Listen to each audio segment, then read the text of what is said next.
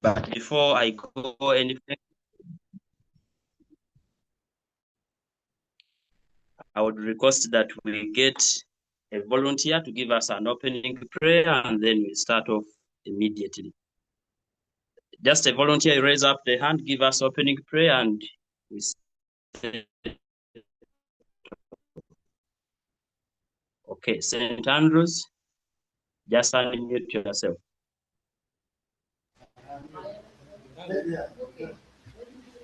Let's sum ourselves and we pray. Mighty Heavenly Father, King of Glory, we want to thank you so much for this Okay. time. We thank you for your protection. We thank you for each and everything that you've done in our lives. As we're coming to start this session, I pray that may you be the one to open our minds to understand whatever contents that our facilitator is going to give us today. I thank you. I bless your name, for in Jesus' mighty name I pray. Amen. Prayer. One. Facilitation.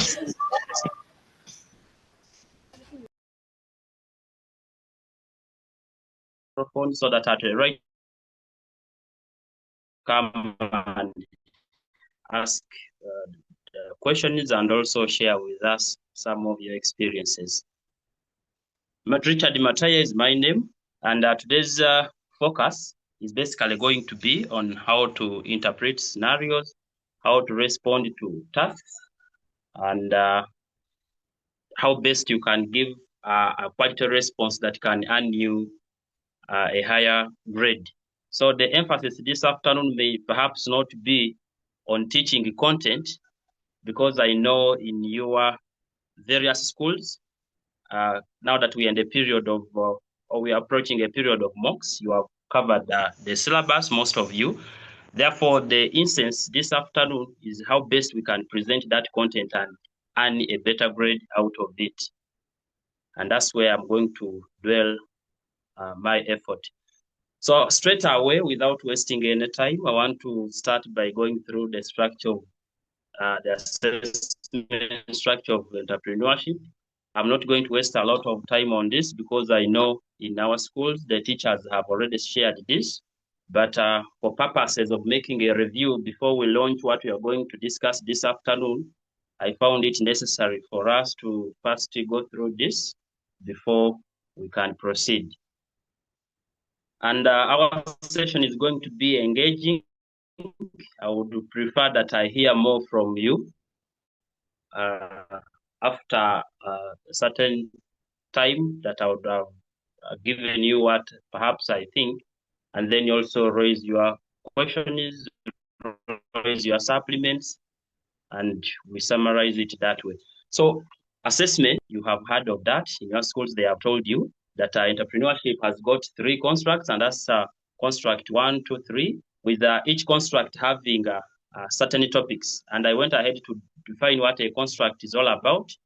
Here I said the papers shall be categorized according to constructs. There are 3 constructs in entrepreneurship. And I said, what is a construct? A construct is simply a concept that brings together a body of related knowledge. So you realize that in construct 1, we find there are topics which are related. When you come to construct 2, we also find there are topics that are interrelated. That's why we say it brings out altogether a body of related knowledge. And this means each construct contains related topics. Like I went further to summarize here, we have this. So like I said, it's just for a recap before we launch on what we are going to discuss today. So what is in construct 1? Construct 1, of course, aims at exploring entrepreneurial investment opportunities for development. How best can we scan the environment around us and be able to put resources together and start up a business? And some of the topics that can help us in that, we focused on introduction to entrepreneurship.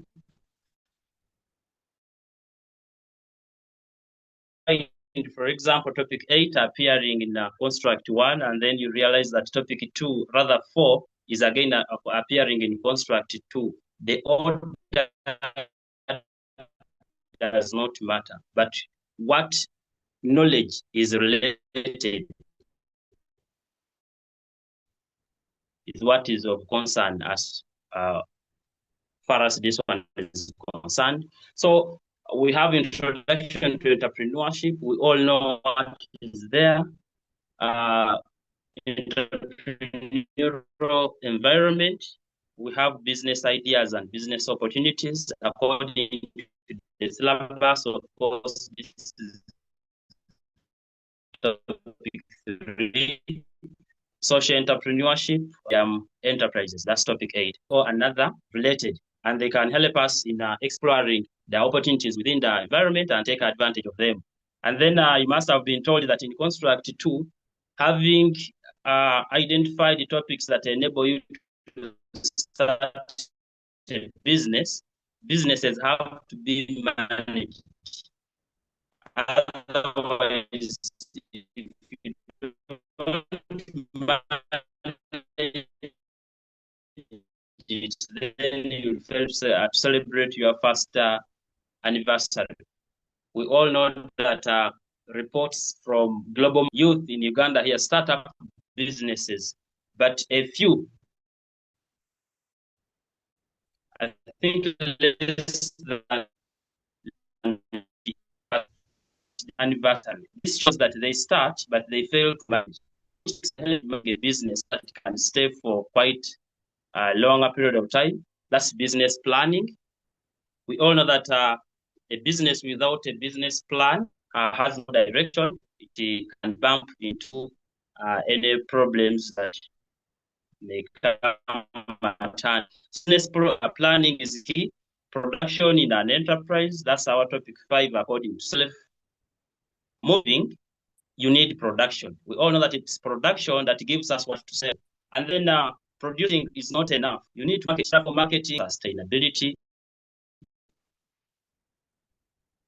You need people to help you to work in your enterprise. You can't do that alone. So human resource in an enterprise will fall under construct 2.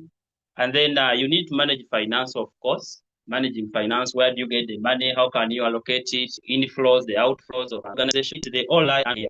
And also analysis financial information for decision making. Because competition can either put a business at a competitive advantage or a competitive disadvantage. So it's very, and then all these topics lie under construct 2. And construct 3 has only the iPhone Doreen. That's the name you don't write in our work. Okay. So construct 3, we need to support a business for sustainability. Whereas in construct 1, we were able to explore the investment opportunities.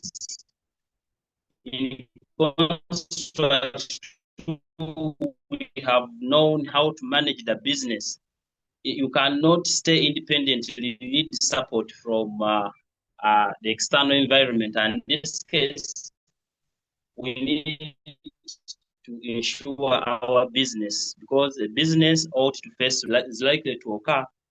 But how best we can manage it through taking up some of the measures like the insurance, policies, and then to understand the capital markets. Businesses need money. How best financing the business, but also those who are idle and would wish to surplus and wishes to generate profits. So we need to understand what capital markets is all about. And then also have another key player. Start up a business, you do their management very well, but as far as you're not paying taxes, believe me not, they will close you down. So taxation is the key. All these 3 topics just support businesses to continue existing. So insurance, capital markets, and taxation fall under construct 3. They must have told you where the structure of the paper. Let me try to share the structure here.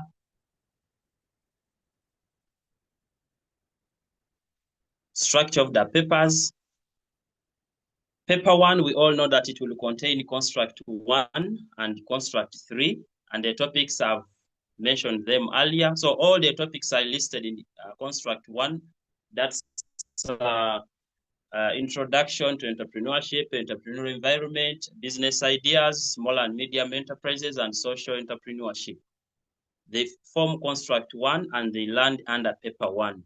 And then construct 3, which is also part of paper 1, that's insurance, capital markets, and taxation, also land under paper 1.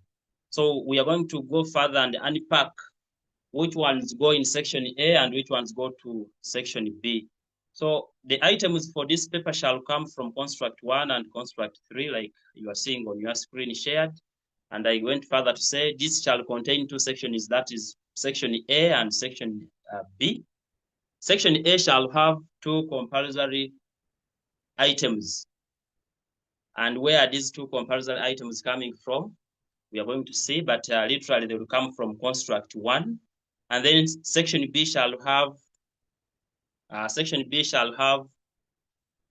2 items still. This was an error, not 3. Shall have 2 items, and you are supposed to pick 1. So in total, you are going to attempt 3 items. So the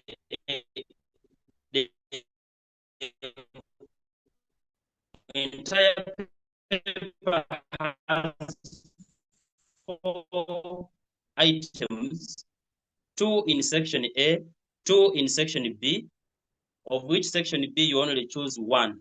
And in section B, we shall specify that's taxation and part 1. All topics of construct 1 are going to be compulsory in section A of paper 1. All topics of construct 3, the 3 topics, will bring us 2 items of which you choose 1. So the entire paper shall have 4 items of which you choose only 3. And I went further to break here. I'm trying to be quick here because I know they have already shared with you respective schools. So item one shall have, of course, part A and part B. Part A shall basically focus on introduction to entrepreneurship. So from today onwards, know that our item one of paper one, part A, shall come from introduction to entrepreneurship.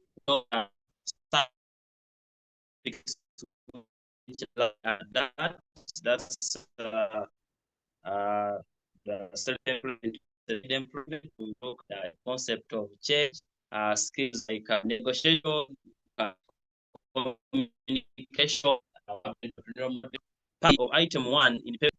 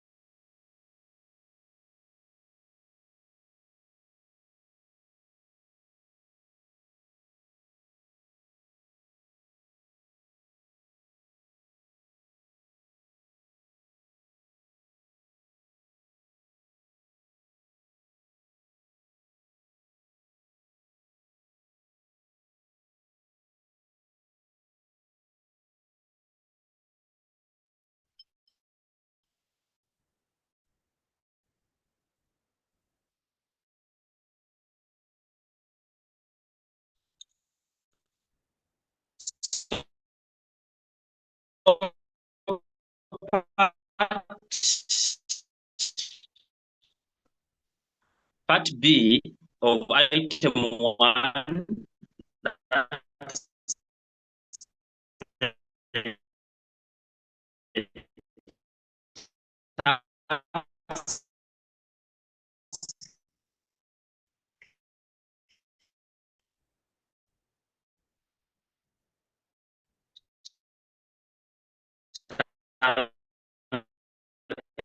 either be from business ideas or business question from either of these two topics. It contain introduction to and part shall either be from business ideas and opportunities or from business.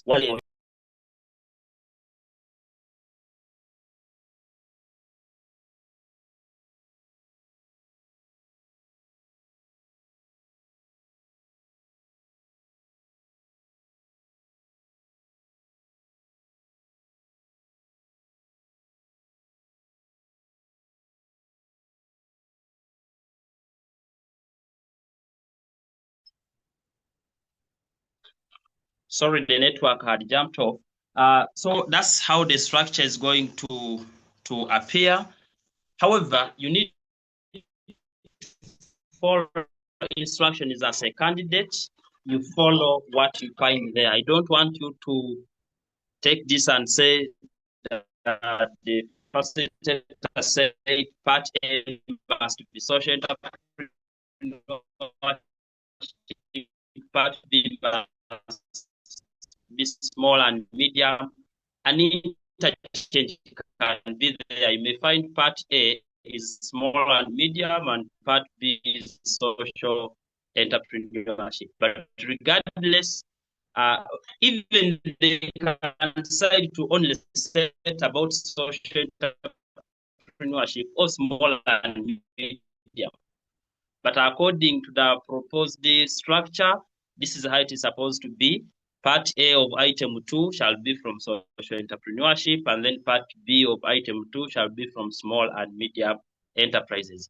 This means we have covered all the 5 topics and construct 1. And like we all see, section it has to and all come from construct 1. So go read, understand construct 1. What is in construct? We mentioned that construct 3 has 3 topics as taxation,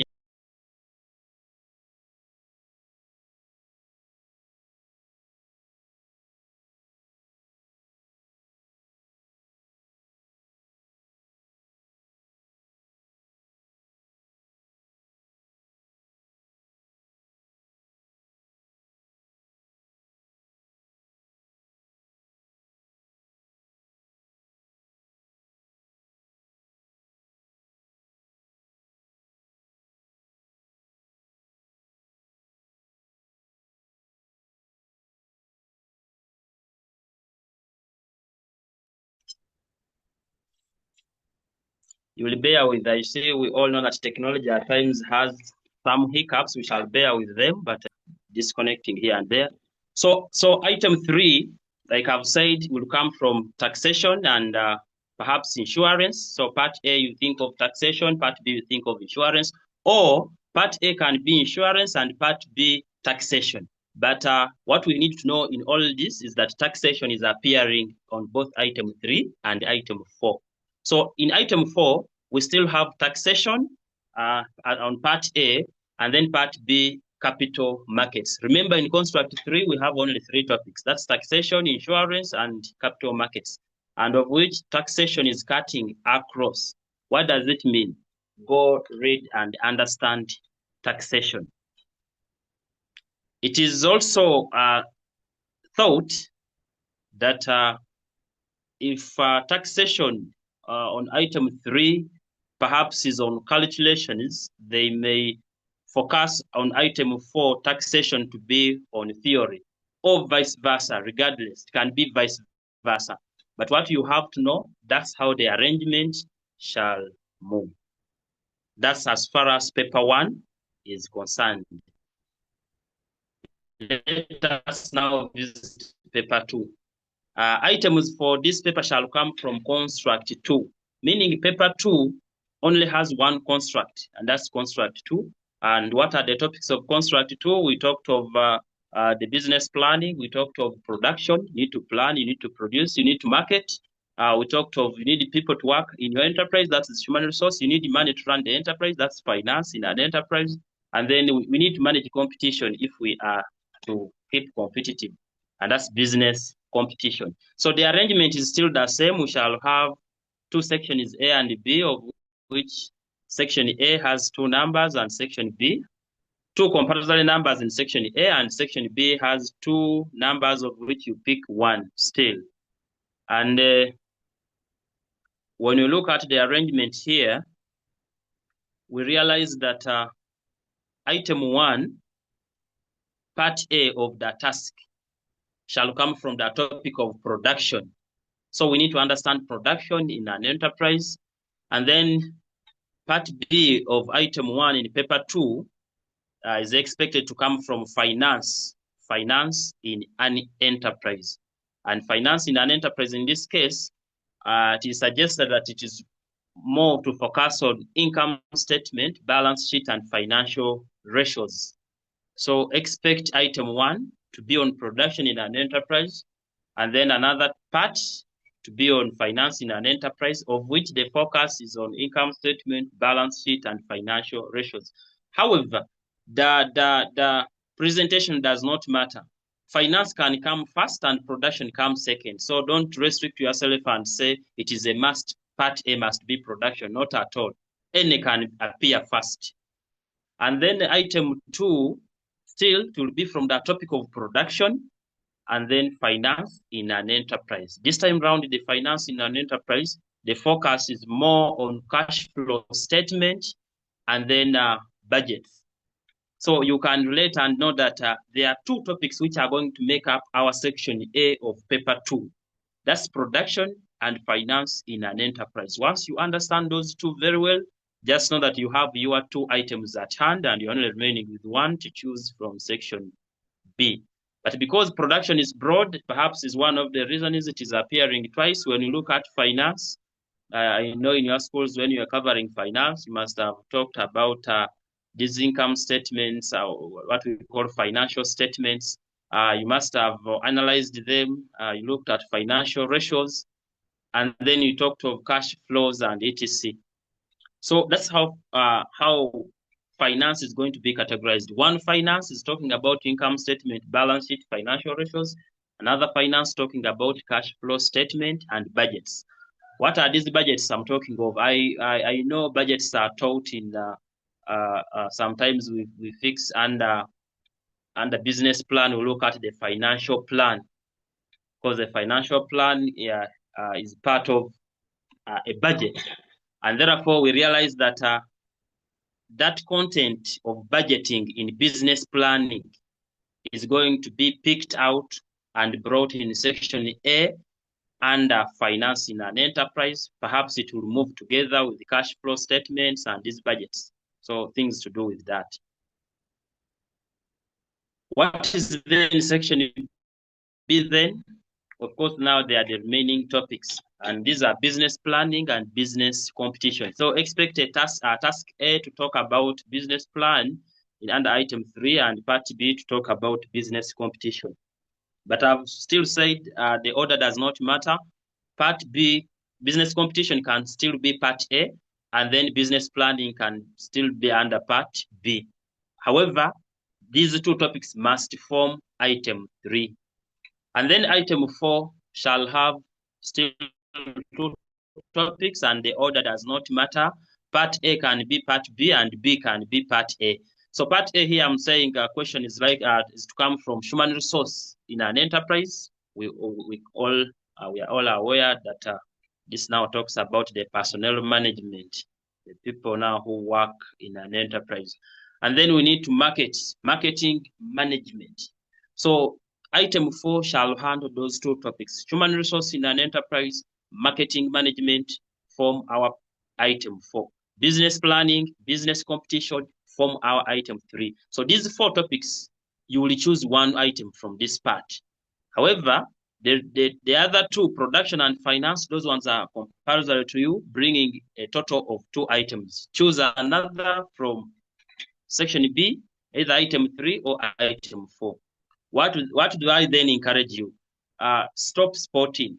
This tells us that almost all the topics in the entrepreneurship are compulsory. Go read and understand all the topics.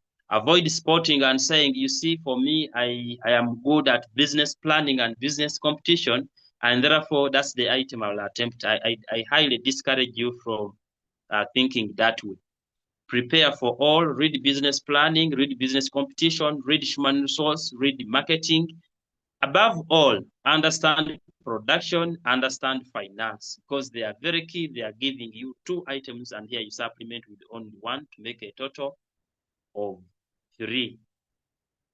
So this tells us that the approach is almost the same. We realize that the similarities of the 2 papers, they all have 2 sections. That's part section A and B.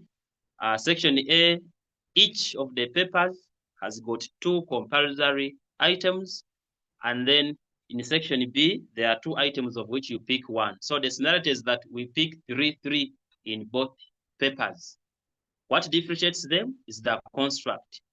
We realize that paper 2 is focusing on only the construct 2, that's how to manage a business for sustainability. And then paper 1 is focusing on how to explore the investment opportunities, but also it focuses on construct 3, how we can support businesses for sustainability. That takes us to what many keep asking. How do I then approach some of these tasks? Because unlike the old curriculum, we are lucky that you are the people who started the new curriculum in senior 4, and therefore you have the better understanding of how to handle scenarios and tasks. So I don't expect a senior 6 candidate of this year to present content in an ordinary format. So what are some of the things you ought to understand in as far as presenting your responses is concerned? Remember, it's not about the number of responses you have given that will give you scores, but it is about the quality of the response you present. Often I've come across several questions.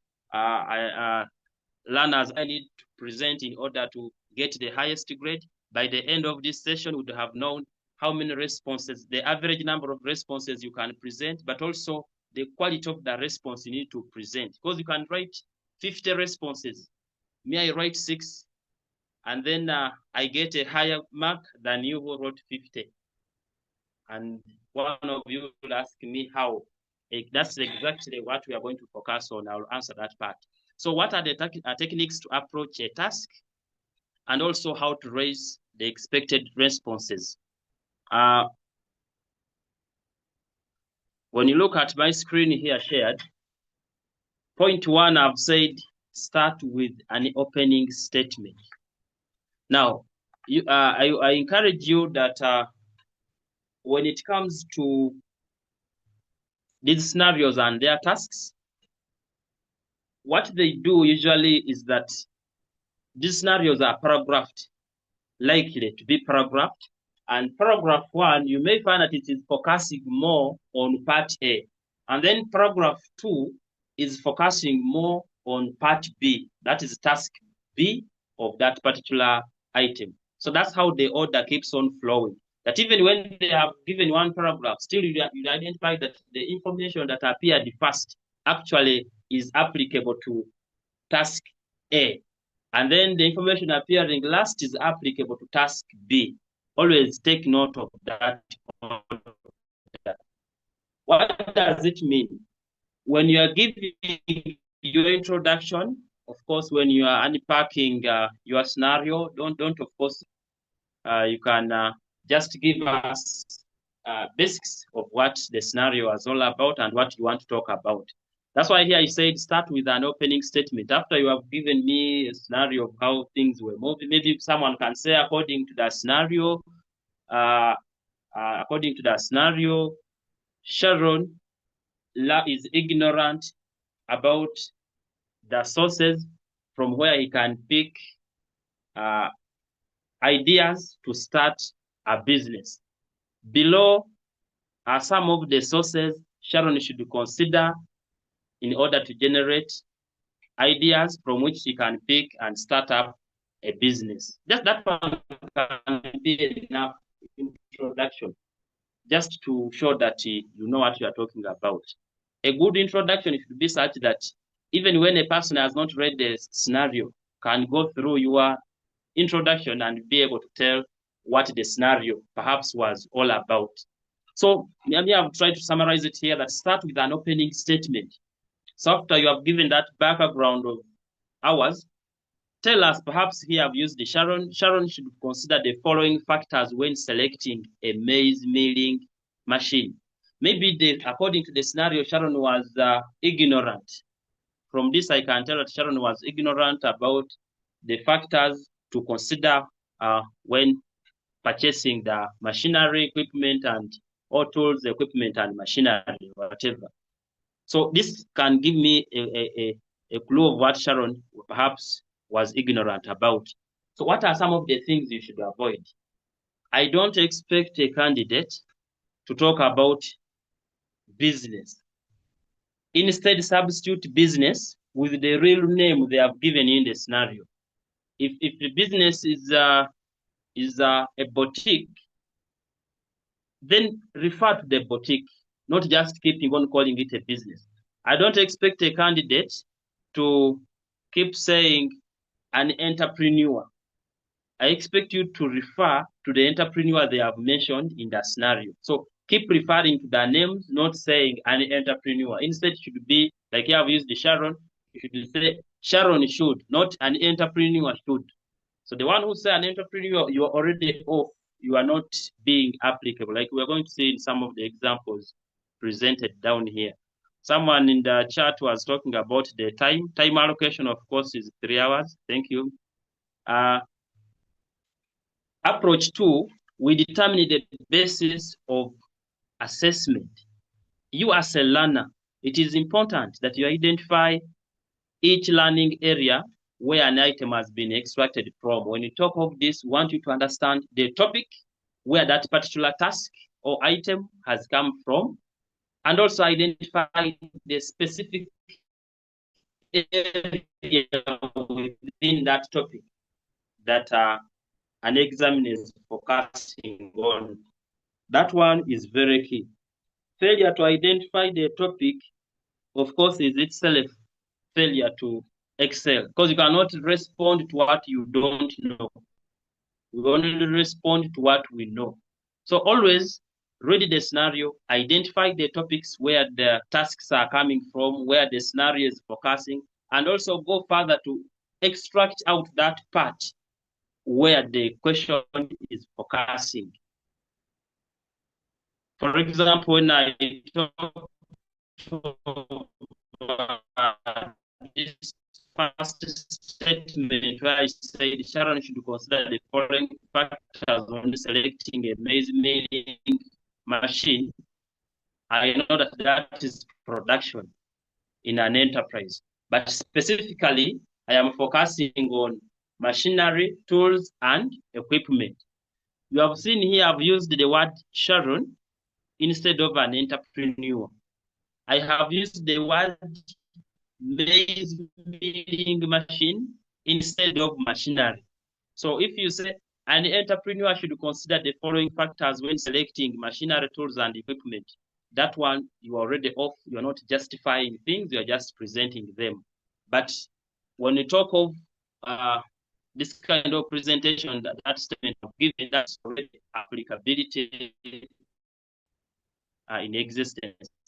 So part B, identify or Roman 2, determine the basis of assessment, identify the topic where the content is coming from, and then 3, state the response first in application form where applicable, in line with the scenario. If they have asked you to consider while choosing or selecting the maize milling machine for her enterprise, then I don't expect you to say, for example, durability of the machine. That's wrong. Instead, it should be durability of the maize milling machine.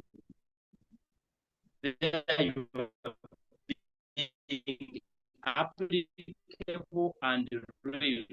Your presentational responses should be in form of a conversation. It should be flowing. Someone should read through and say that this person indeed understands what is really talking about, or perhaps the artist is offering you another, maybe a juice, maybe a blender.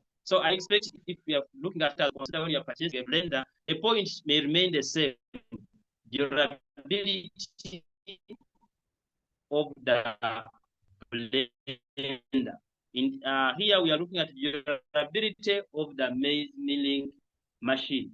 I don't expect points like durability of the machine. The moment you present that, just know you are not being applicable, and we shall down there I'm going to show you the impact of presenting such responses and the scores they give you. In fact, very, very low score, perhaps 1, like you shall see. Then we'll also proceed. Justify each response given. You must justify it. How do we justify? By explaining the application form. The explanation given should not be knowledge-based.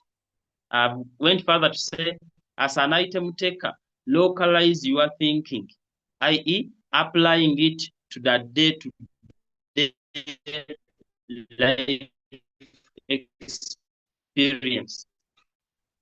Avoid knowledge-based explanations. So while you are explaining your points that you are presenting, try to be creative, try to be innovative. Pick even lively examples from the environment around you and add in, so that it's like a device. In the case I was talking about, or you should appear like someone who's educating, not someone who's just copying content from somewhere and then transferring and pasting. If you do that, then we shall say you are being knowledge-based rather than application-based or commerce-based. It is understanding of that story. Instead, you're just doing a copy and paste. Remember, the new culture trains you to all this alignment. That's some kind of illustration. How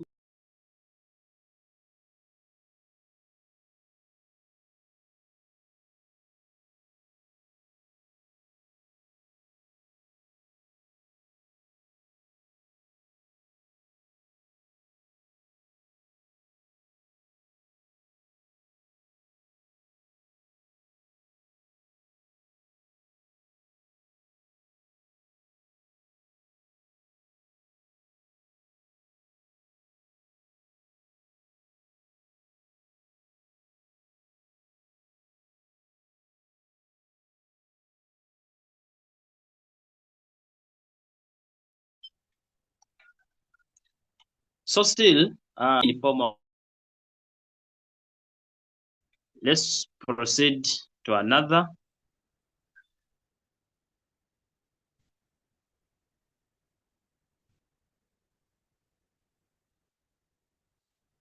I've gone further to inform you, dear candidates, that every response given must be explained and justified. Any response not justified attracts no scores. I repeat this. Every response given must be explained and justified. When we talk of explanation and justification, we are looking at application. Is it applicable to this? Is it in line with the scenario? Can the solution you are giving relate to what actually the problem was in the or the problem is in the scenario, whatever the circumstance? So any response not justified will not attract any score. So if you enter into an examination, you write your 2 booklets, content explained but not justified or applied to that particular situation, then you would have literally struggled for nothing in this case. So try as much as possible to make your content up, or how to apply your content. Avoid situations to do with an entrepreneur. Instead, substitute that entrepreneur with the name given in the scenario.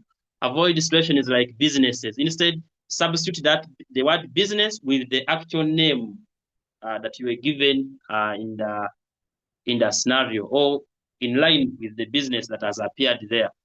Also, responses given just right out of excitement and right points which are outside the scope of an item given or the scenario presented to you. So this informs us that not all points you have in your book. Of course, someone would say, if you are saying I present my content in the book the way I was given directly on paper, I don't get scores, then is it still important for me to revise? It is 100% very, very important for you to revise that content, because we are simply applying that content, and you can't apply what you don't know. You can only advise basing on a certain experience and in class. Use that content and respond to items in different situations. So I was trying to tell you that not all points, for example, on a certain part of a topic are applicable in a given situation. I want to give a scenario. They can give you an item that talks about insurance, principles of insurance. But when you read the scenario, it is only focusing on only 3 principles. The rest are not there.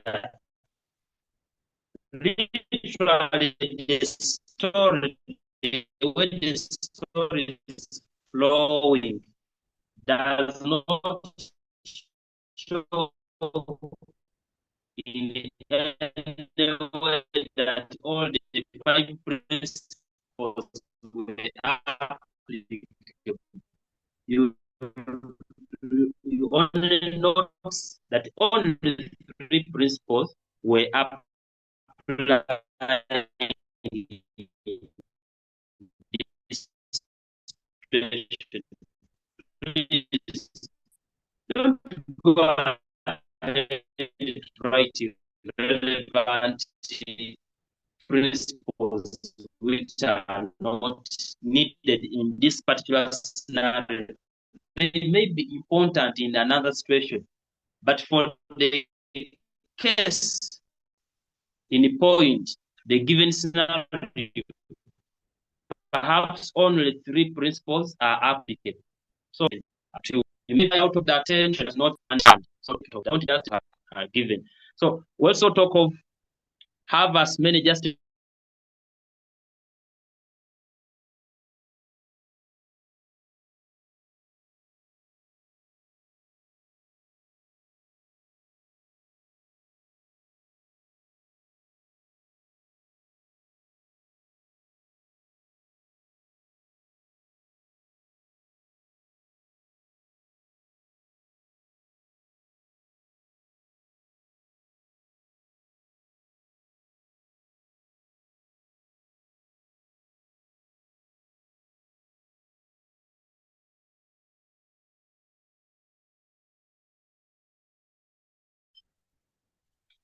So I was also saying have as many justified and explained responses as possible in order to substantiate your competence and maximize scores. I don't want you to appear to be a student and at the same time a scorer. Don't do that work. Be a student and leave the work of scoring to the scorer. What do I mean? Avoid being specific with the number of points.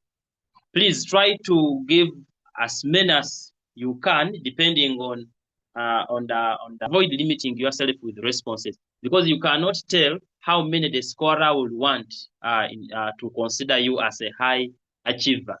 So try as much as possible to give many responses, but also justified responses, not just merely responses which are explained in a way that is not relevant to a scenario.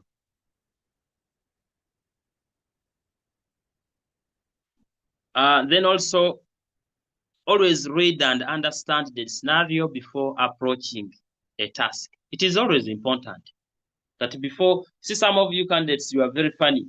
You start with reading the task, and then you go to the scenario. That will give you a bias. So always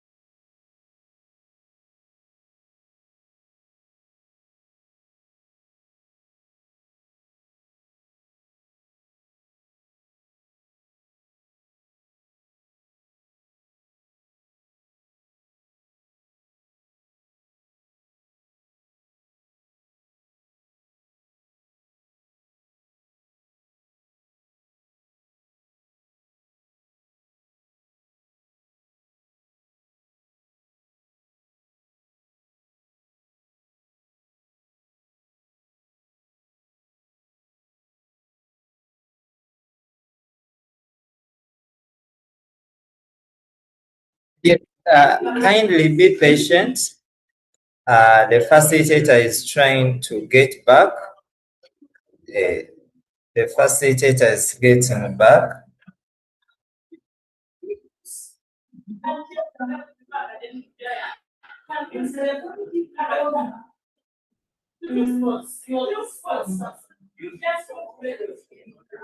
So kindly be patient. We are on and trying to get our facilitator.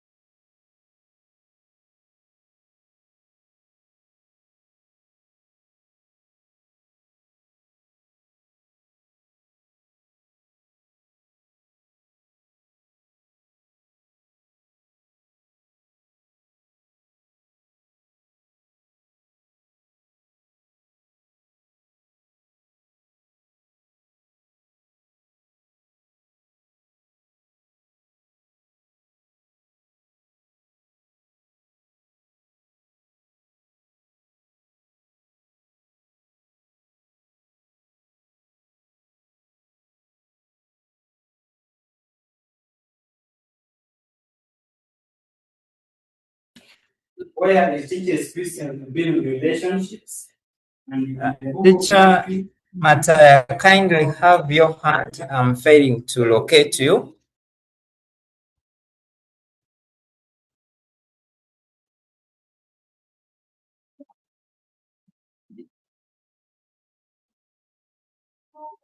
Good.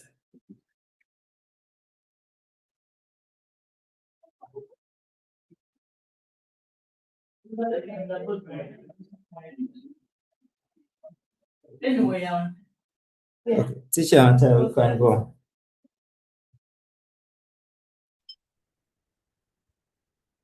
Thank you so much. The technological glitches sometimes are unavoidable, but we have to proceed. So we are still continuing with some of the techniques when we are approaching these scenarios and tasks at hand. So we had reached on the point of saying have as many justified responses as possible, because you can't know how many the scorer will need in order to consider you as a high achiever. And remember our target for all of us here, we all aim at being high achievers in the forthcoming exams. Then also identify the challenge in the scenario. It's important. This has no score, but it helps you to predetermine the demands of the task. It helps you to know what the task is all about, because it is the challenge in the scenario that will guide you on what to respond about. A challenge may not necessarily be a negative kind of situation. It can still be a positive situation, but it's a challenge that we need to give a solution to. As far as it's you going to provide a solution to it, then it is a challenge.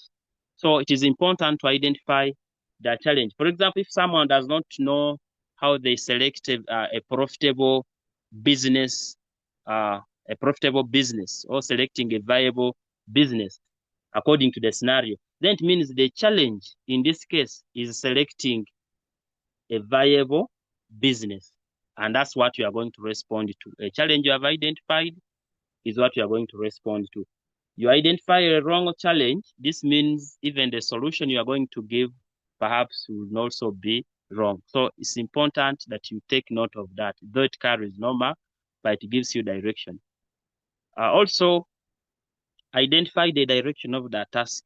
This will help you to know the required approach of a given task. What is the task all about? Like here, I gave a sample, choosing viable business. We all know that if the challenge is about choosing a viable business, this means it needs factors considered when selecting a good business opportunity, or the characteristics of a good business opportunity. But what made you to know that is because the challenge in the scenario is talking about choosing a viable business. So that's why it is key to understand the challenge, because it gives you the direction of the task. What does the task want? And this takes us to our content. Earlier on, I said, don't hesitate to read the code. You must master the content that your teachers gave to you, because it is very important. Only that content, we are going to use it in different situations.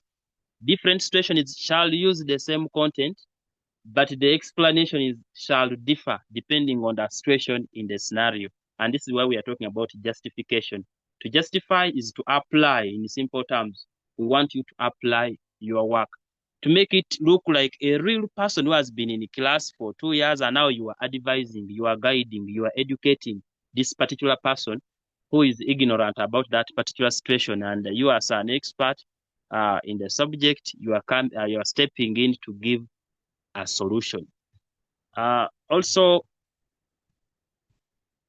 I said always refer to the scenario as responses are developed. Keep referring to the scenario. If they have asked you about, for example, selecting a viable business, and we all know that these are factors considered when choosing a business opportunity or characteristics, and then you have said reasonable return in investment, then it should be, don't say that an entrepreneur should choose a business idea whose return in investment is high. That's wrong. You're not relating to a scenario. Instead, pick the name in the scenario. Could be Joan. Maybe Joan should choose a business idea whose return on investment is very high. This will help her to, you must also justify it that way. So what if you choose the business whose return on investment is high? Of course, it helps you to generate maybe more profits, of which you can use to expand on your business, open new branches, and etc. etc. All that is important. That's why we say keep referring to the scenario. Then, and also avoid repetitions. Some of you are good at repeating yourself. You mention a point, before we know, you keep repeating the same point, and then you conclude with hence with the same point. It is disgusting and boring that in the same statement you have used the same words more than 3 times. That's not explanation. And the explanation is not on the number of lines like some of you do. Some of you just struggle to see that if I can write on 3 lines or 4 lines or whatever. We are not on the number of the space you have occupied. That one does not matter. The quality of the content you have presented is what is most important in this particular situation. So I also went further to say tasks on business plan elements. For example, if they ask about marketing plan, production plan, organizational plan, action plan, etc., they should be practically presented. The presentation should be in line with the business mentioned in the scenario. If the business is talking about juice production, and then they want you to prepare, let's say, marketing plan, don't again say they are talking about a marketing plan which is in line with juice, and for you are giving examples of someone who is producing snacks. Already there you are not justifying and you're out of order. So, and also I don't expect you to bring the real explanations of the content in the book. You are preparing a marketing plan and you are saying target market, and then you say an entrepreneur should produce goods that can meet the needs or the requirements of the customers within the surrounding and etc. That's wrong. You tell us the target market of our business are schools, supermarkets, depending on the product that you are offering on market, but try to be as practical as possible. If you are telling me the products offered, don't just define what products offered means. Tell us the products you are offering. And if it's a juice, like I've said, I don't expect you to say that the products offered are popcorn. I don't expect juice to again involve snacks. So avoid mixing up issues in this kind of situation. Try as much as possible to be applicable. You don't do that, then you'll be out of order. Then also tasks of illustration, like budgets. I already mentioned that in paper 2, item 2, part B, likely under financing an enterprise, we shall find there things to do with cash flow statement, things to do with budgets. And it is important that we give a business name which is in line with what has been mentioned in the scenario. They may not give you a business name, but as a student who has been in class for quite some time, you have to be creative and generate your own business name in line with what is in the scenario. If they are talking about a stationery, then generate a business name in line with stationery business and answer in that order. Be applicable. I will continue emphasizing that be applicable in whatever you present. And then also tasks of insurance policies. If you ever come across a question or item or task asking about insurance policies, state a policy and a risk in the scenario. If there is no risk in the scenario, try to show the possibility of its occurrence basing on the scenario.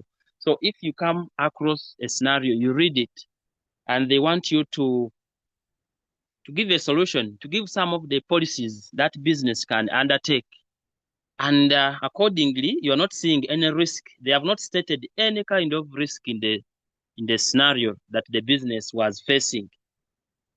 Try to be creative and present some of the likely risks that can affect such kind of a business. And try to be real in your creativity. Try to be real. Take an example. If someone is in farming, let's say aquaculture. I think aquaculture is the rearing of fish, if I'm not mistaken. So if I'm rearing fish, I have a fish pond, and then they want you to advise me on some of the insurance policies I can take on. I don't expect fire policy, because as far as I know, I don't expect fire. That could be at the least. Fire to gut to gut the fish pond, it is close to impossible, unless if they have poured there whatever chemical, but it is just close to impossible. So let us try to be as practical as possible, as creative as you can in this kind of situation. Avoid limiting yourself. Creativity will be very key here in your advice.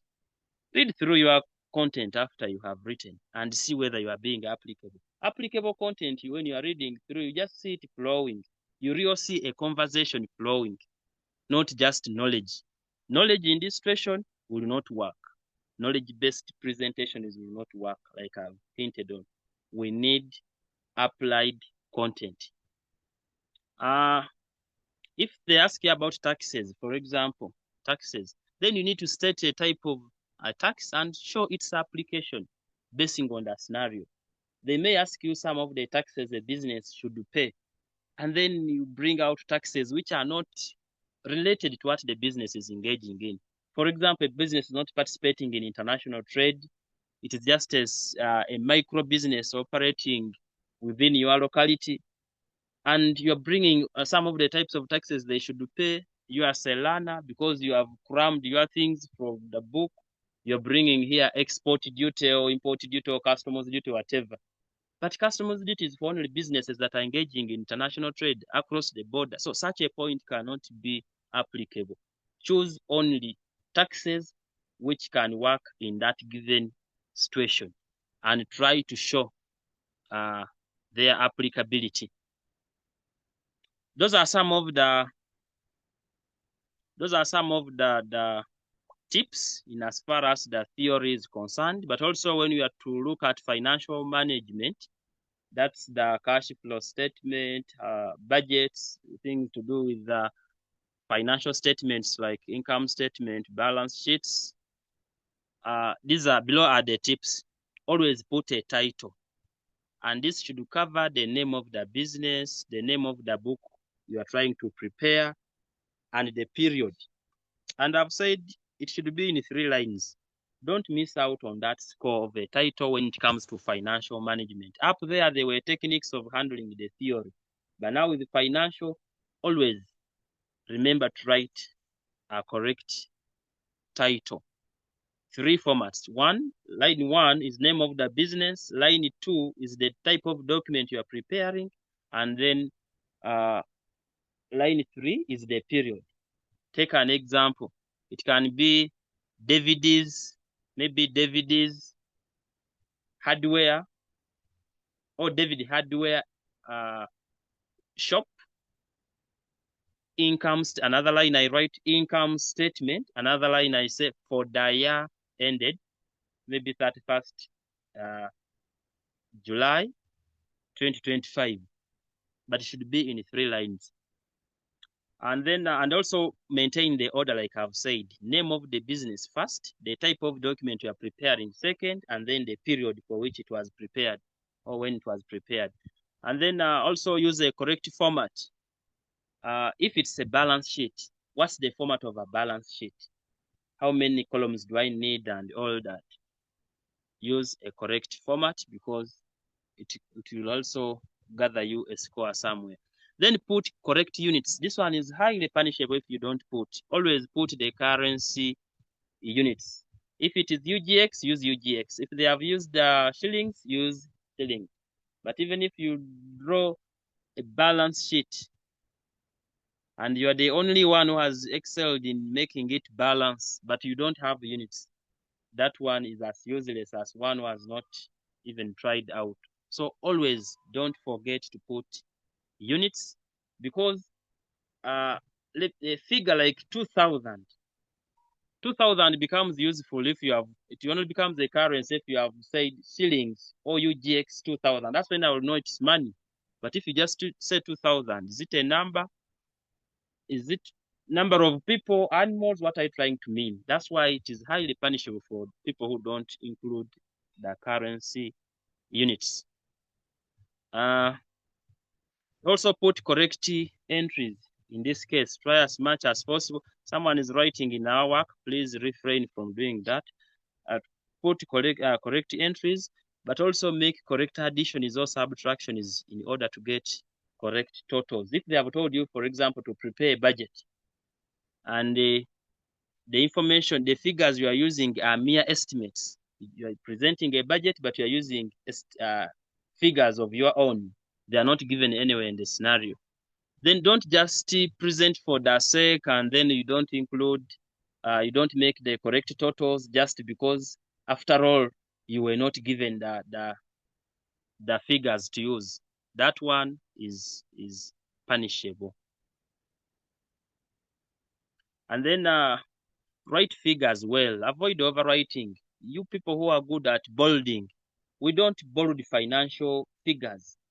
You see, we train you here, but tomorrow you are going to be working somewhere. You'll be accountants, you'll be auditors, and etc. And these are some of the things that will implicate you. And therefore, start as early as possible to practice avoid bolding figures. If the figure was 2,000 or 250,000, and then you made a mistake and you wrote 230,000, don't again go where there's a 3 to start fidgeting and changing it to a 5. It will look, your work will look untidy and etc. So try as much as possible. If you make such an error, simply cross it out and write on top. Smart as that. Otherwise, if you keep bolding, then you are losing a mark somewhere. Then master the required principles. Don't just cram. Some of you have crammed how they prepare income statement instead of understanding why sales appear where they are, why we get net sales if possible, why we get cost of sales. Don't cram the format. Understand why things appear that way. If you understand why things appear that way, then you will be able to apply in any situation. Only candidates who cram are the ones who fail to apply. But those who understand can apply in any situation and they will always fit there. So try as much as possible, avoid cramming financial issues. And also we proceed to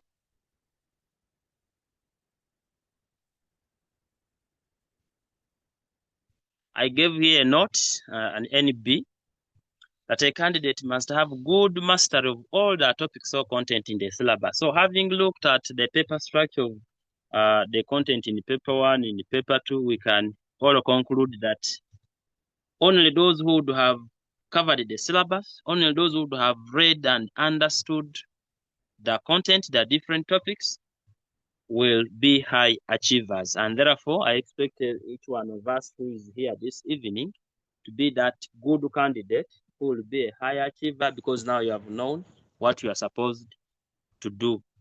Don't despise any topic. Don't be like in old curriculum where one would say, for me, I find this topic uncomfortable for me, therefore I will not do this. This time round, all topics are almost compulsory for you. You need to understand all of them. No grammar. Understand and be able to apply. I want to go on sample item I've presented, but someone was saying, Pakwache says, do you respect the order of entering different transactions according to the right column while handling accounting, or it does not matter? No, see, a principle remains a principle, and therefore principles are not violated. Principles are rules that govern a given situation. So even accounting has got its own rules that cover it. Therefore, you must observe the international accepted guidelines of how accounting information is supposed to be presented. So the sample items and responses, I have only given one item here, which we shall read through, and then after we'll be able to discuss together. I want to get a volunteer because need to involve each one of us. A volunteer to read through that scenario and a task, then we get guidance. Just carry up your hand, I will unmute you. Okay. Okay. St. Paul S.6 Kasese, can you read for us? Just unmute yourself. Okay, thank you. The scenario says, Joan is operating a fruits and snacks business in Kireka, Kampala City. She sources her materials from nearby shops and suppliers.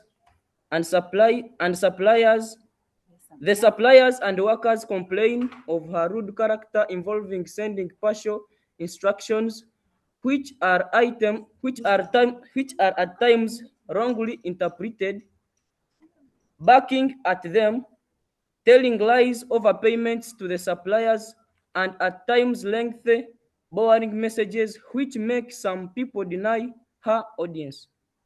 This communication gap has resulted into reduction in sales and profits. To boost operations and manage escalating costs, she is considering buying fruits from the village, but some areas are impassable, being a rainy season. And the excessive requirements by KCCA and high interest rates charged by SACCOs also have made her unable to obtain credit. She is worried of the future of her business and seeking for your help. Task: guide Joan on the standards to follow when delivering messages effectively to different parties to close the gap. Then B, educate Joan on the nature of the business.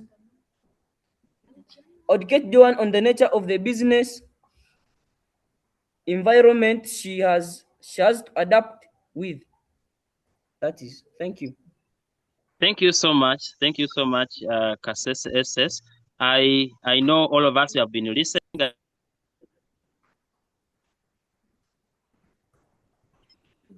I want another volunteer to tell us what the scenario is all about.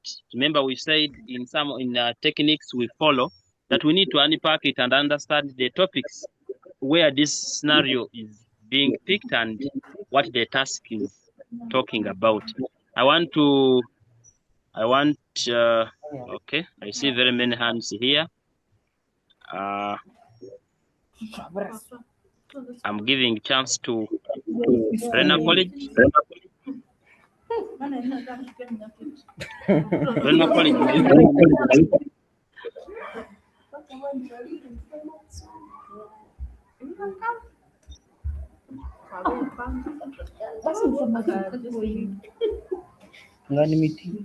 Okay.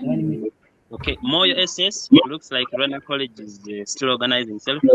Moyo SS, unmute yourself.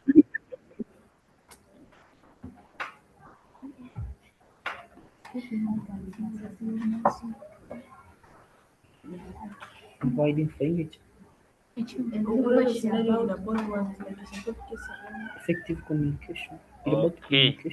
People are carrying up hands, but they are not unmuting. When I give you a chance, you unmute yourself and you talk. Let me try St. Austin High School, Wakiso. Please unmute yourself. On the nature of the business has to adopt with nature. Effective communication. Effective communication in business. Isn't it all about So that's Yes, St. Austin High School. I request other schools which are shouting in the background to keep quiet. Okay, thank you. guide your understanders to following delivery messages effectively to different parties. To as much We request that your network is not okay. St. Austin, please. Can you try out again? guide Joe and understanders to follow when delivering messages effectively to different parties to close this. Close the word.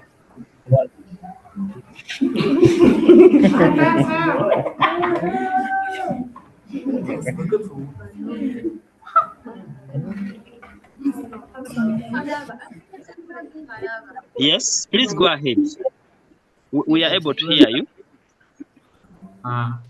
what B is saying, educate Joanne on the nature of the business environment she has to adapt with. So, as we are discussing, we Yes. have talked about that we have to first identify no, business ID. Okay. St. Austin, I think you are taking a lot of time. Shall come back to you. Thank you. Thank you. I'll come back to you. Let me give chance to Nakaseke International College. Please unmute yourself.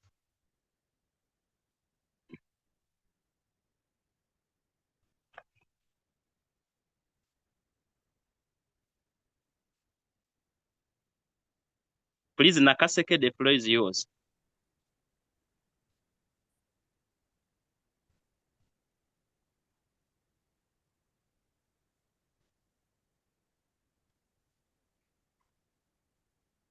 Okay. Okay. Let me ask you, Buburo girls. Yes.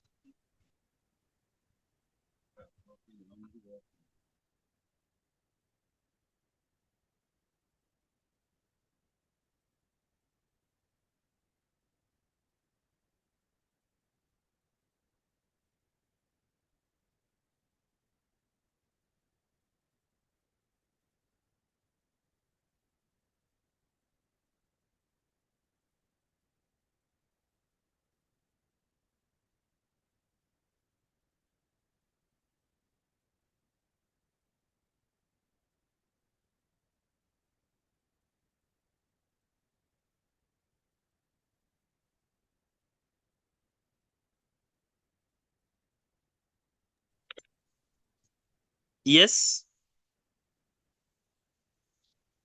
Okay. I think the schools I'm selecting, the network is not allowing them. Okay, Nakaseke, you are still on. I don't know why you're not talking. Okay, let me last. Thank you, sir. I think the question is about the principles of communication. Okay, good. That's for part A. What of part B?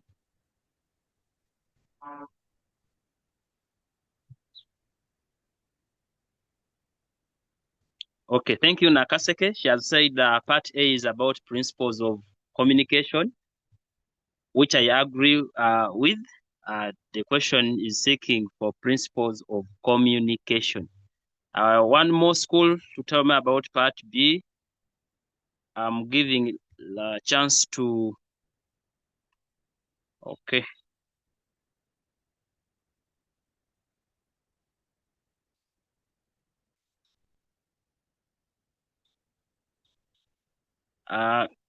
I see Yoyo S.6 Yumbe, please also tell me what part B is all about. Yoyo, just unmute yourself.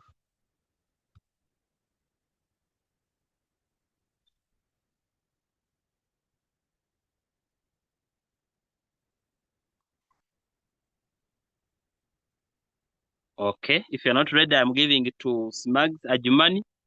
Please, your hand has been up for long.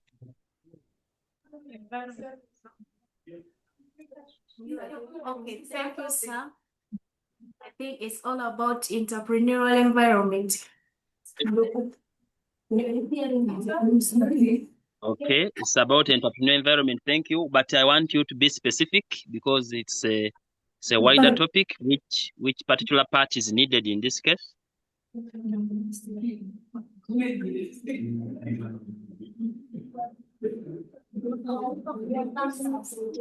Okay. Okay, because we don't have too much time. Thank you. It is about entrepreneurial environment, but specifically on area of characteristics of an entrepreneurial environment. So, like the volunteers from which school? St. Paul S.6 Kasese. They went through this scenario. We are seeing that the entrepreneur here is Joan. Joan is operating a business. Which business? It is a fruits and snacks business. So Joan is operating a fruits and snacks business in Chireka, Kampala City. And we are saying she sources her materials from nearby shops. The suppliers and workers complain of her rude character. She's rude, involving sending partial instructions. Her instructions are not always full, which at times are wrongly interpreted. She backing at them. She backs at the suppliers. She tells lies over payments, meaning when she takes goods, perhaps she does not pay in time and keeps on postponing, things of that nature. And at times, lengthy, boring messages, which make some people deny her audience. So by mere reading this challenge we are seeing, it tells you that Joan has issues with communication. And she needs to understand the rules that govern communication. And these are now the principles of communication, even before we go any further. This communication gap has resulted into reduction in sales and profits. And we are saying to boost operations and manage escalating costs, she's considering buying fruits from the village, but some areas are impassable being a rainy season. Now we are entering into an issue of the environment we live in. The excessive requirements by KCCA and high interest rates charged by SACCOs also have made her unable to obtain credit. She's worried of the future of her business and is seeking for your help. So all that, that tells us that we are going to focus on entrepreneurial environment, specifically on the characteristics when it comes to part B, because the task was clear. Guide Joan on the standards to follow. Standards are like now principles, they are like the rules when delivering messages effectively. That word effectively means now talking about communication. And then also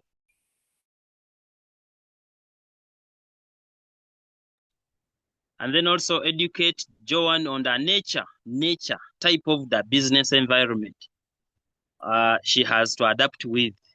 So the mere fact that we saw the nature, we saw business environment, it is typically telling us that now the characteristics of the entrepreneurial environment that Joan has to bear in mind. So I want to show you my scoring guide here that I've decided to come up with. Now all your question is of how many points do I give, which one is referred to as a justified response and which one is unjustified. We are all going to solve these challenges from here. We have even had learners ask how many marks or scores will each item carry. That one does not matter. We can decide to give an item any score, but that does not affect the number of points you are supposed to give or the quality of the content you have to present. It does not affect in any way at all. Like you are going to be here to see what I've done with this. So part A, I have said it requires the principles of communication that Joan should follow. So after you have unpacked it a bit, not too much, and then you give me this statement, Joan should follow the following principles of communication. And then, okay, before I show you my responses and those which are considered justified and those which are considered unjustified, here is my scoring guide. If you give me 7+ principles explained, I've picked out the letter P to mean the principle. These letters are not fixed. It can be picked depending on the type of a question. If a question maybe had talked about factors, perhaps I would have used the F. If it had talked about characteristics, perhaps I would have used the C. But here I picked interest in P. So if you give 7+ principles explained, I will give you 10 scores. I can even decide to say, if you give me 7+ principles explained, you will get a maximum of 5. So that's why the issues of how many scores will each number carry, it does not matter, because the teacher can decide to allocate any score on a given item, but that does not affect the quality of the points you are going to give. So here I'm saying, if you give me 7+, you're a high achiever, and I will give you 10, being the maximum. But I'm using the word PE, principle explained. Not just explained, but in this context, I'm meaning justification. It must be applied, it must be justified. If you give me between 5 to 6 principles, which are well explained and justified, meaning they're applied in relation to the scenario, I will give you 7 scores. If you give me 4 principles, which are explained, I will give you 5 scores. If you give me 2 to 3 principles which are explained, I will give you 4 scores. And if you give me 1 principle which is explained, which is justified, I will give you 2 scores. Now, if you give me 5+ principles which are not justified, like many of you do, this is where the danger comes in from. That you may write very many points, but which are not justified, you will only get 1. The maximum you can ever score from unjustified responses is 1. Unjustified meaning unapplicable. You just give things the way they appear in the book, and then you present on paper. Yes, they are correct. They are correct, but while we are marking, we shall give it a code. For example, on this particular one, you can use code P, meaning they are principles, but they are not explained in relation to what the item requires. So you'll get 1. Even if you give 50 responses, as long as your responses are P's, every tick has P everywhere, then the total maximum you'll score is 1. Me, who has given 2 principles but explained, justified, you see where 2 lies. 2 to 3, I'm giving 4 scores. So your friend who gave 2 points only, but well justified, is, for example, here having 4. For you who gave 10 principles or 5 principles, but not explained in line with the scenario, you have explained, but they are not justified, you only have 1 score. That's where the difference comes in. So if you're out there and you are that kind of a person who keeps complaining, the teacher, how comes you marked me all these things correct, my friend only gave 4 or 5 and is having more marks than me? This is where the whole issue originates from. So try as much as possible to avoid these P's and have PEs, because PEs are far more important than 1,000 P's. In fact, if in your content you have presented, let's say 10 points, well explained, but only 1 is justified, of the 10, only 1 is justified, 9 are not justified, you will be marked, but they will consider only that 1 which is justified. The moment your content has got a PE, a justified point, then these rest are not considered. These P's are not considered. They will go with the PE. And we are seeing 1 PE here is carrying 2 scores. Yet 5 P's are carrying 1 score. This means if you write 4, according to this guide of mine, if you write 4 principles which are not explained or which are not explained in applicable form, they are not justified, they are not related to a scenario, then you will get 0, 0. Because even in those P's, there's a certain number we shall consider in order for you to get a 1. So if you give me 4 P's, you have 0, 0. If you want to get your 1, here I've said you give me 5 plus, whether you give me 1,000 P's, you have 1. Yet your friend who gave 2 P's has got 4 scores. That tells us the importance of justifying our responses. And right from the beginning, I told you about it's not about the number of points you have given. And now here it can better show you what I was meaning. It's not all about the number of points you have given. I can give 5, for example. 5 here lies with 7 scores. For you write 15, but there are only P's and you'll get 1, only 1 score. That's the maximum you can ever get. Then if, of course, if you give wrong principle, you have given a wrong principle, that one you'll get 0, 0. Or you have written nothing. You have just said item 1 part A and you left blank space 0, 0. You have given the wrong principles 0, 0. Even to score this one I mentioned of only P, you must have written correct principles, well explained, only that they are not applied. You're just carrying the content the way it is in the book and presenting it without applying. So the punishment for unjustified responses is indeed very heavy. I once again implore you that please try to practice justification of responses, because that's what will give you a higher grade. I have started with part A, task A. These are some of the responses, and I've tried to compare them. What you see as unjustified responses, that's wrong. It's a response which has not been applied. Yes, it is correct, but it is not applied. Then where you see in the first column, I've said correct responses justified. These are the ones you are supposed to present. So if you present for column 1, you are a high achiever. You will be a best candidate in this case. But if you present this content, unjustified responses, the way it is in the book, you're not applying it. You're still using words like an entrepreneur. You're still using words like business, meaning you're not even justifying. You're not becoming creative in the presentation, because while you're presenting these points, it's allowed to be creative and pick some of the real life situation example. What would you have done if it was you? It is allowed for you to be creative and add in. It's very, very okay. So I want to get a volunteer. Each school will be reading for me 1 principle. Of course, I implore you, don't write these ones of unjustified. Unjustified is wrong. Therefore, they don't score. The maximum they can score is 1.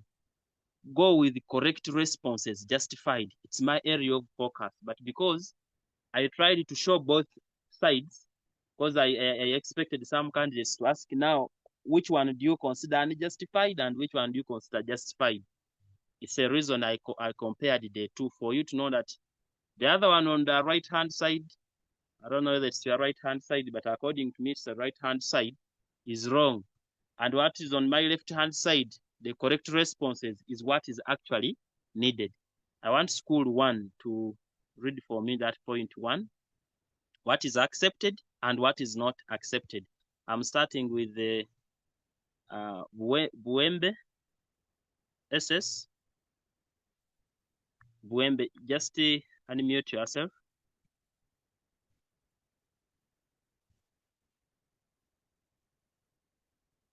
Okay, we are not going to waste too much time. So if I choose you, you start off immediately. Buembe, the floor is yours. Thank you. The answer is completeness. Your one should ensure that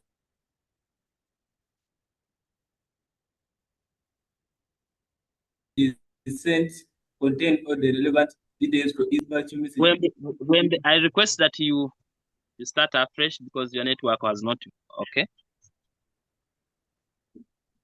Okay. Correct responses justified. Completeness. Joan should ensure that messages sent contain all the relevant details for easy interpretation, and she avoids sending partial messages. Unjustified responses. Complete. The message should include all the facts the receiver needs to know about the subject matter. The receiver should be made not to doubt the message being communicated. Good, thank you. I think you can compare these two and realize that the first one appears more applied than the second one. So always present your responses the way you are seeing what is appearing in the first column. Here we have used the word Joan should ensure messages sent contain all relevant details. Here they are saying the message should include all the facts the receiver, who is now the receiver in this case. They are not being specific. They're just saying about the subject matter. We are not sure of which subject matter. So this one is not applicable and justified. Here we have even went ahead to quote what was in the scenario, because in the scenario, they talked of Joan sending partial instructions, and therefore she should be complete. Why do you send half message? Make your message complete in order for the other receiver to understand you. And in this case, they were the suppliers. Thank you. I am now choosing which school? I want Mpef CDSS, please. You're going to read us the second point.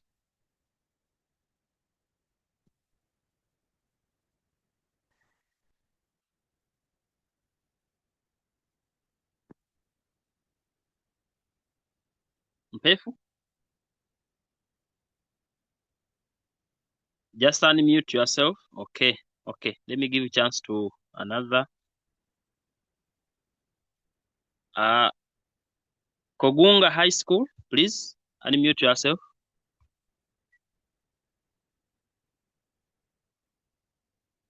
I see many of you, the hands are up. I will give a chance to at least each one of you if time allows.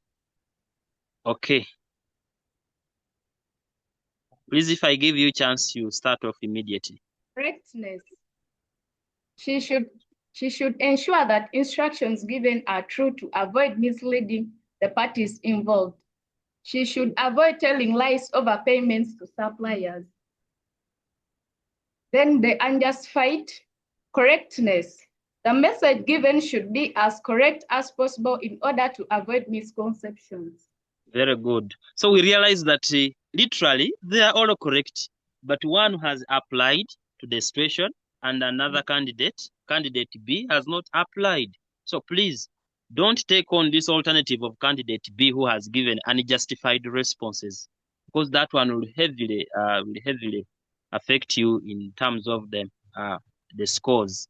So here we have said she should ensure that the instructions given are true to avoid misleading the parties. Even I've quoted from the scenario, she should avoid telling lies. You remember in the scenario, she was telling lies to the suppliers over payments. So always she should be correct in the kind of information she's delivering. Good.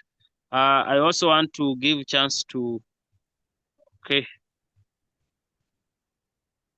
Kihihi High School, please unmute.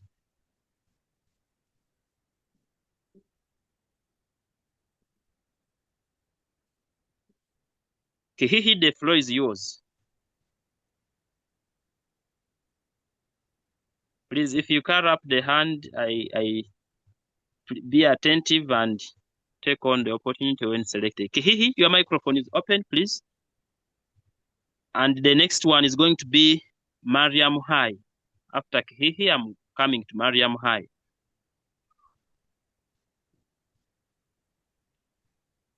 Kihihi, go ahead.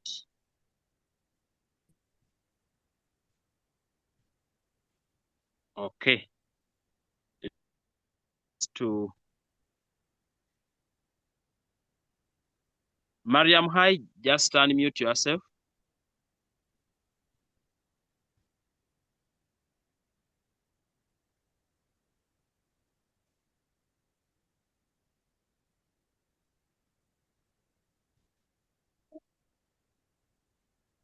Mariam High, go ahead. After I will come to Act High School.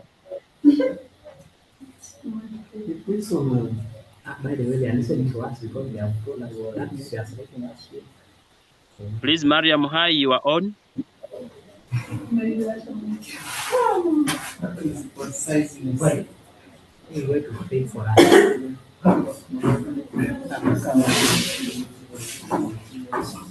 Mariam High, the floor is yours. Okay. Because we don't have time, once I give you an opportunity, utilize it as immediately as possible. Let me give chance to Kaliro High School. Just unmute yourself.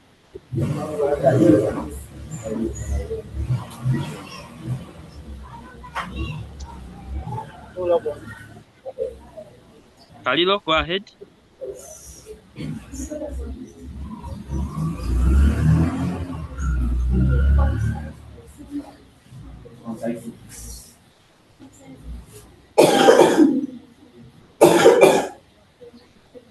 I request that don't raise up the hand if you're not ready to read through, so that we don't waste the time of those who may wish to participate. Okay, let me give chance to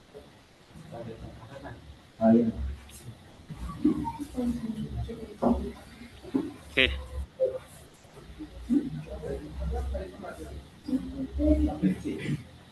I'm giving chance once again to Christ the King High School. Once I mention the name, you just unmute yourself. Christ the King High School.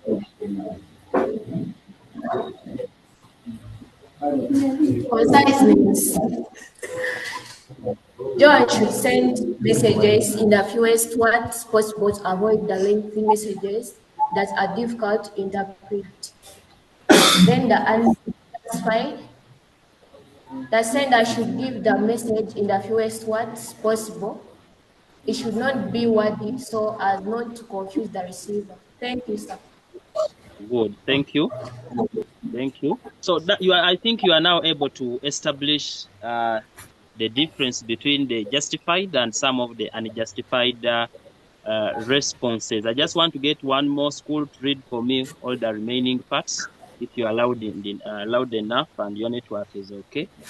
I'm giving chance to Saint Marceline. Hi, please unmute yourself.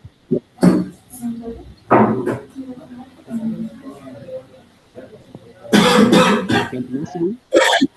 Okay.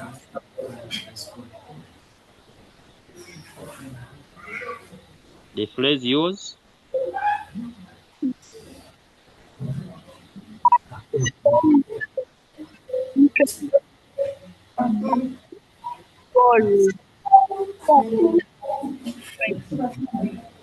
Once I give you a chance, we don't want to waste any more time. St. Marcelino, if you are not ready, we give chance to Act High School. Act High School, unmute yourself.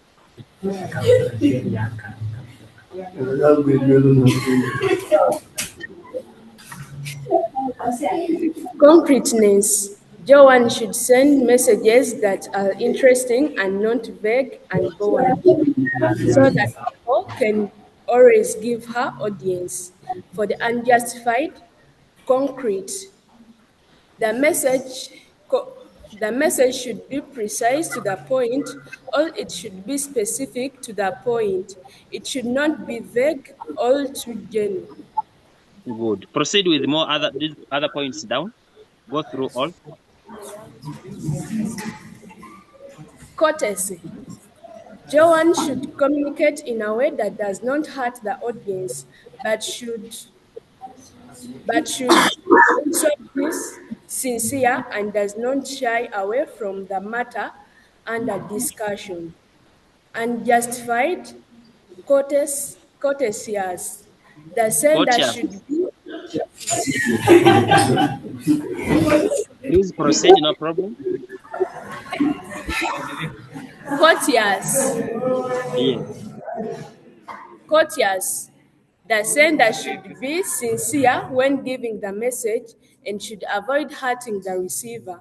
However, she or he should not shy away from addressing issues under concern. Justified under consideration, Joanne should bear the receiver in mind when sending the message and should avoid scroll down and should avoid negative words which are hurting. She should avoid barking at suppliers. The unjustified, considerate. The sender should have the receiver in mind when sending the message. It is very important that the sender uses possible words other than negative sentences. For clarity and the justified responses, she should use words and language that the audience ably understands for easy message interpretation. Under the unjustified responses, clear. The message should be as clear as possible. The sender must be clear about the objective of the communication. Timing under the justified responses. Joanne should always communicate at the right time when the audience is ready for communication. The unjustified timing. The message should be conveyed at the time when the receiver is able to receive or listen to it. Thank you so much. Thank you.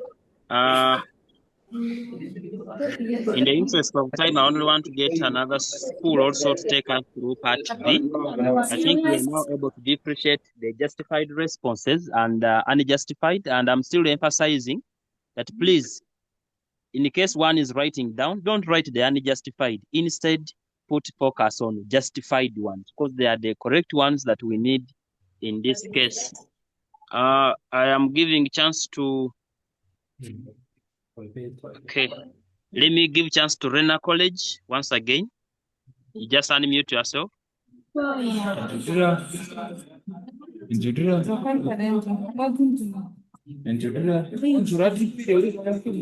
Rena College, take us through.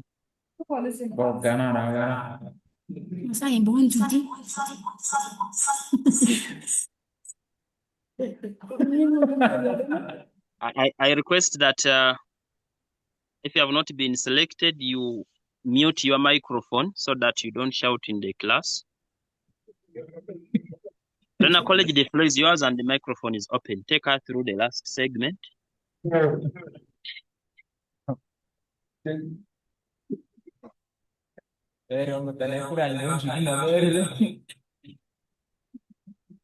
Okay. Rena College, if you're not ready, okay, let me give chance to Combone Comprehensive College Adjumani, please take on. And the cover legacies will also come on board after Combone. From where? Yes, can you take us through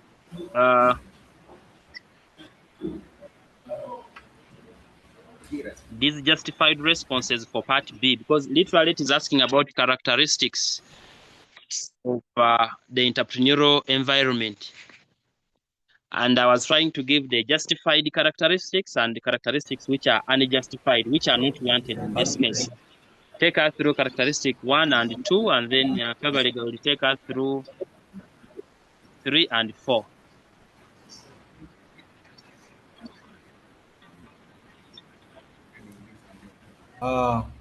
Justified responses. Number 1 says flexibility. The environment is ever changing time to time. And then unjustified, we have flexibility.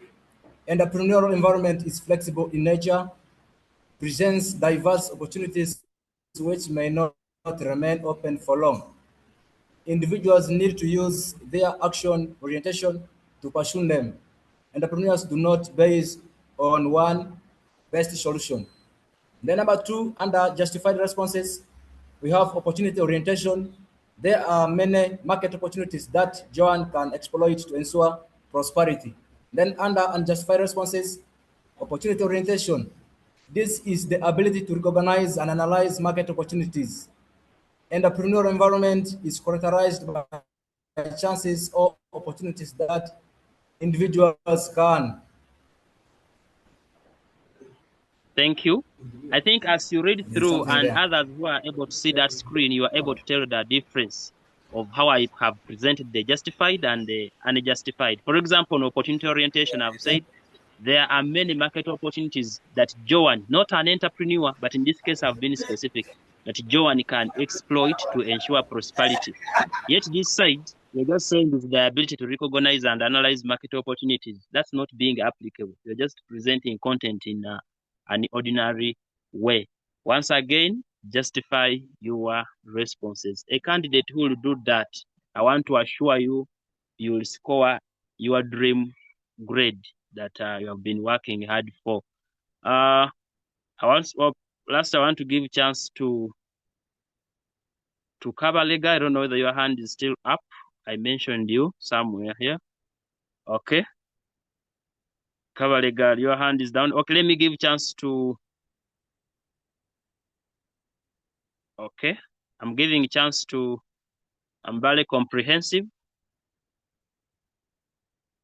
Just unmute yourself.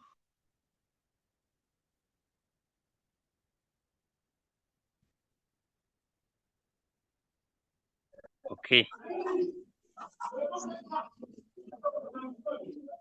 Yes, read us the next 2 points. That's point 3 and 4. Yeah. Thank you so much. Point 3 is uncertainty. The environment is full of many unknown risks that Joan should be aware of, like competition, shortage of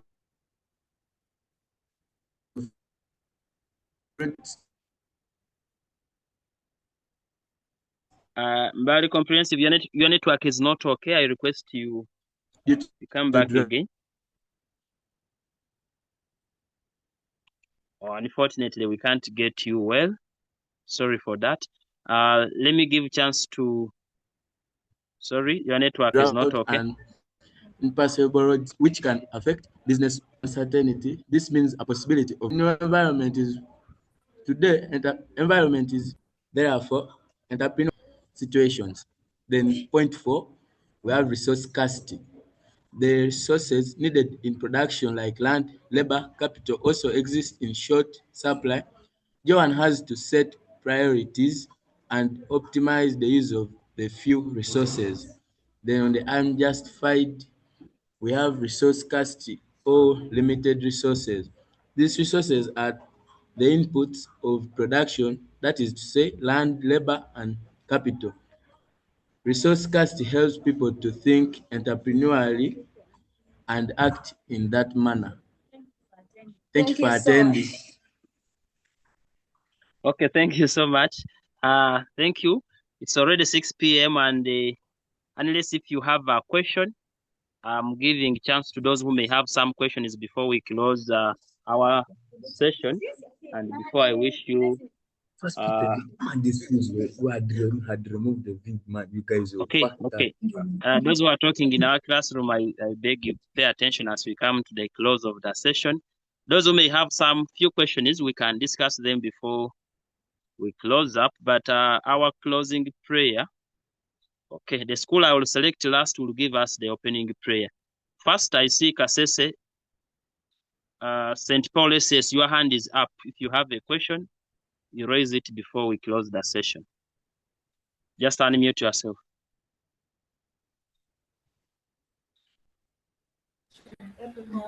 I was requesting whether we can be able to be repeated for the topics of paper 1, section A.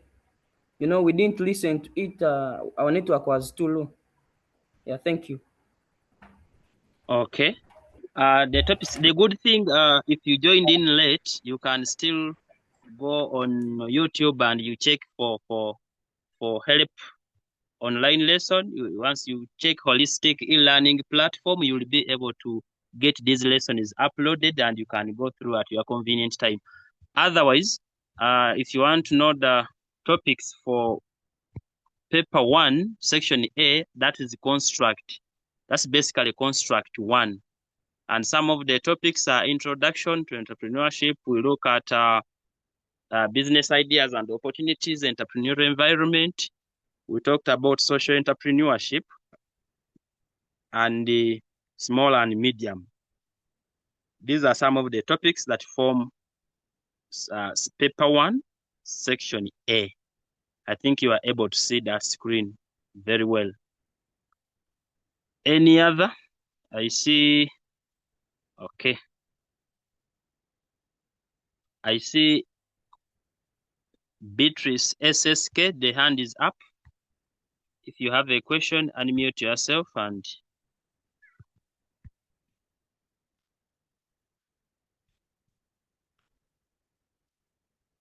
okay. Let's go to Beatrice.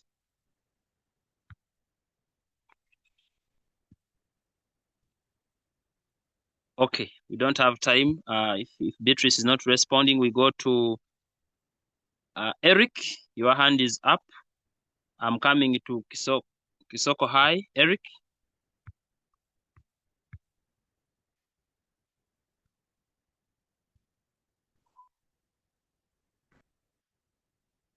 Eric, you unmute yourself.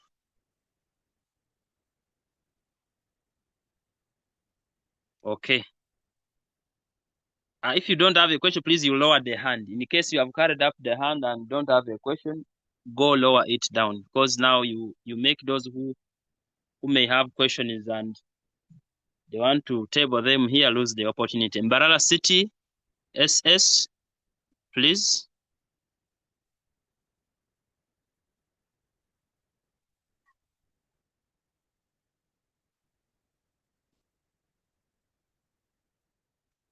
Okay. Others can type in the chat where possible. I'll be able to hear you to see your message. Mbarara City, the floor is yours. Thank you. Thank you, sir. Our question is, as we are answering on the scenario part 1, we are seeing the justifications are coming at the end, and now the evidences are not there. We don't know how we give the justification and then the evidence at the same time. So you can help us on that. Thank you. Thank you. The justification is itself an evidence in this case. The terms can be used interchangeably. Actually, evidence is the justification, is what we are looking for. And the order may not matter. What is important is, has it come out? But of course, I don't expect you to start with evidence and end with the point. I expect the point to come out first, and then you can also give us the meaning of that point and you justify it. That would be the best order. Your point you are talking about, the meaning of that point, and the evidence you are justifying with. Evidence or justification, the same thing. I come to Bob High School.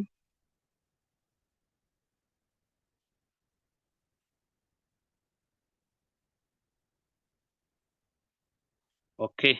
If Bob is not responding, I'm giving a chance to Namisindwa, SS. You just unmute yourself once I mention your name.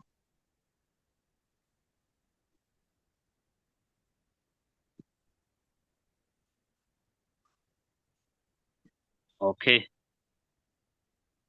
So I'm giving chance, I think, to one more, because many are carrying up. Yes, please. Go ahead. Okay. Sir, good evening. Sir, the question that I had is that on the side of business project and business trip, is it now examinable or not? Your question is, Okay. I'm like, let me repeat the question, sir. I get your question. You are asking, is field trip and school business club still examinable? Is that your question? Yeah. Yes, that's the question. Now, thank you. Thank you. The school field trips and school business clubs are not directly examinable. We don't have specific questions coming within that area. However, they are still relevant. School business clubs are still relevant. Field trips are still relevant because that knowledge can be used to advise another person in a different scenario. And that's where I talked about creativity. That when you are justifying your responses, at times they require creativity. But the creativity we are talking of must have come from the field trips you visited. If you're advising someone on how to motivate workers, perhaps you might have gone for a field trip and you were told how they motivate workers in that given company. You pick that knowledge you got from that specific organization and apply it in a new situation by advising this new person. So we don't have direct questions for school business club and field trips, but that knowledge is still important in helping us to be creative while we are guiding, while we are advising, while we are educating different companies in different situations. Okay, another? Maracha? No, that was the only question, sir, that I had. Thank you. Okay. Yeah, thank you. I see more other hands up here, but time is running out. We are already out of time. Okay. Let me give chance to Bukwiri.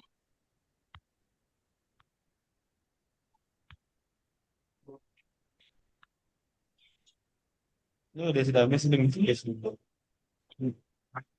Okay. I think it's not unmuting. I think let's have a closing prayer. One person will ask a question, I respond, and you give us a closing prayer. Someone in the chat room is saying, is the introduction necessary? I'm not seeing an introduction. Yes, I mentioned it, that you must give us a brief introduction. It is necessary. But what is most important is the content. What is most important is the content. But the introduction helping us to unpack that particular part you are responding to, opening statement, is still very necessary, but not a word introduction like it was before, or as it was suggested before. Just a volunteer to ask one question and you give us a closing prayer. Just raise your hand, give us a closing prayer. I see this one is carrying the hands twice. Kata Modern Secondary School, Katale Kames something, Modern Secondary, please.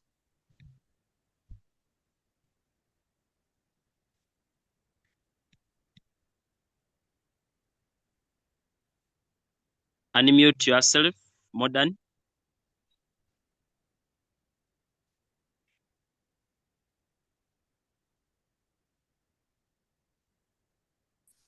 Okay. Hello. Yes. Now, good evening too, and I request you ask your question. I respond and you give us a closing prayer. So don't go off. Yes. We were asking about finance. Now, the other part of finance, we're told about the 3-line title. Now, we were not getting it very well. We are requesting that you repeat for us somewhere. Thank you. Thank you. The 3-line title I was talking of is that you must mention, for example, if it's about income statement or you are drawing a cash flow statement, I expect you to mention the name of a business. It could be David Boutique. And then that's the first line. Second line, what are you preparing? A cash flow statement. And then when are you preparing it? Or for which period? For the month of May, June, maybe and July 2026. Those are the 3 lines we talk of. Always the name of the business should be first. Then the document you are preparing should come second, and the period for which that document was prepared should come third. I request, unless if you have another question, I request you give us a closing prayer. I want to appreciate everyone who has been online. and I wish you success in the forthcoming mocks and also in your name. Thank you so much. Please give us. Let's humble ourselves for the prayer. Almighty God, King of glory, Father, want to bless your name for this great day. We bless your name for all we have learned. We are praying that, Father, you be with us in our mocks that we are going to. We pray that, Father, we gain good achievements, Father, and let's all what we have studied, let's be into our minds forever and ever. In your name, I pray and believe that. Amen. Thank you. Thank you so much. I wish everyone success. Be blessed.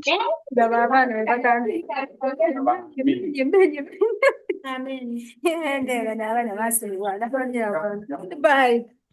Bye. Bye.